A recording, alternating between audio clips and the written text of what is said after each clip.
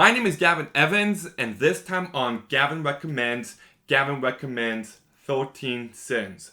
Now, a few weeks ago, I watched Squid Game, and I just had the urge to revisit 13 Sins because there are some similarities within the plot, and basically what this movie is about. It's about a man who's just struggling financially. His life is just all over the place. It's a complete mess.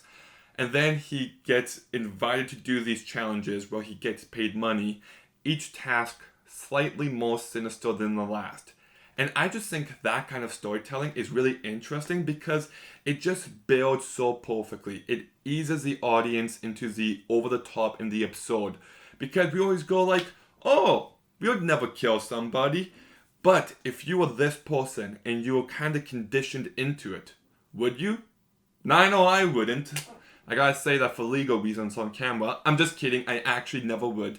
But it's just interesting to think about how humans can be conditioned into doing things that they normally wouldn't do. And I just think that entire premise is so fascinating. The reason why we love Squid Game was because we watched people do things that they wouldn't do in everyday life. And you get lots of that here too. But this movie still feels like its own fresh premise. That said, this movie came out, I think, in 2013. So it's one of the first kind of these kind of movies. Because I know we also got Cheap Thrills, which is a great movie too. And Nerve. And there's been some other stories like this, but I still think this movie stands on its own. And I just love the way the movie escalates. Some of the things that the main character has to do is really terrifying and wrong and gross. And it's just interesting to watch that character get to that point because he does seem like a genuinely good dude in the beginning. And just watching him progress in a very negative way, it's just something we like watching. We love Breaking Bad, even though we watch this good guy turn bad.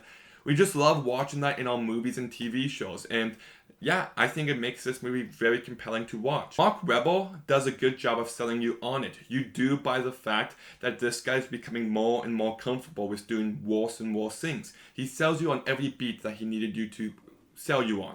Now, this movie's also got Ron Perlman as this cop, and I'll just say that I don't think he was utilized properly at all. There could have been a great cat and mouse element to the two of them, but we don't really get that, and the directions they take Ron Perlman's character, I did not like.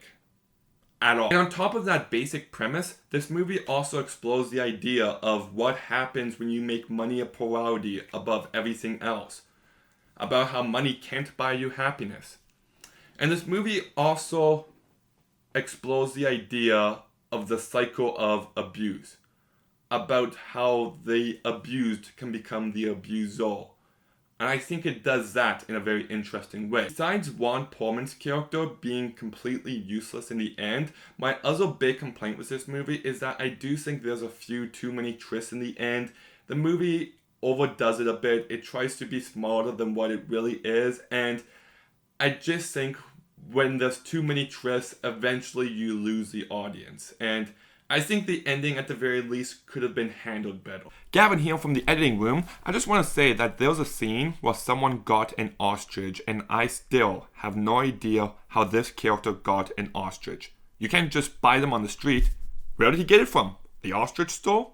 I don't know. But anyways, that one scene bothered me. Okay, continue on there. But yeah, I do enjoy this movie. I do think there are some moments in this movie where you're just like, is he going to do it?